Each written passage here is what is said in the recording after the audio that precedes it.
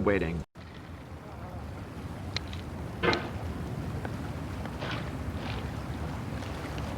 There's no feeling more intense than starting over. If you deleted your homework the day before it was due, as I have, or if you left your wallet at home and you have to go back after spending an hour in the commute.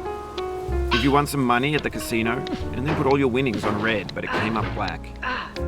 If you got your best shirt dry cleaned before a wedding and then immediately dropped food on it. If you won an argument with a friend and then later discovered that they just returned to their original view.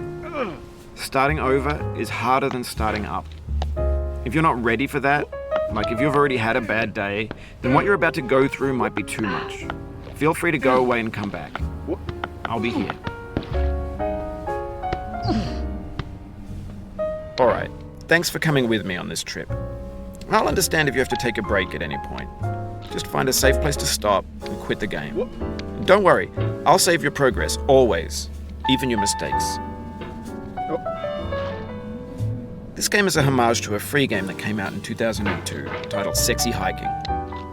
The author of that game was Jazuo, a mysterious Czech designer who was known at the time as the father of B games. And B games are rough assemblages of found objects. Designers slap them together very quickly and freely, and they're often too rough and unfriendly to gain much of a following. They're built more for the joy of building them than as polished products.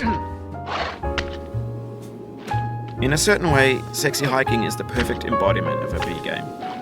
It's built almost entirely out of found and recycled parts, and it's one of the most unusual and unfriendly games of its time.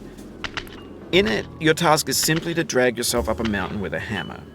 And that act of climbing, in the digital world or in real life, has certain essential properties that give the game its flavor.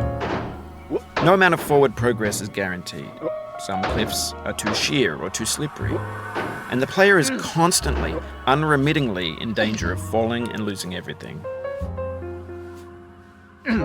Anyway, when you start Sexy Hiking, you're standing next to this dead tree that blocks the way to the entire rest of the game.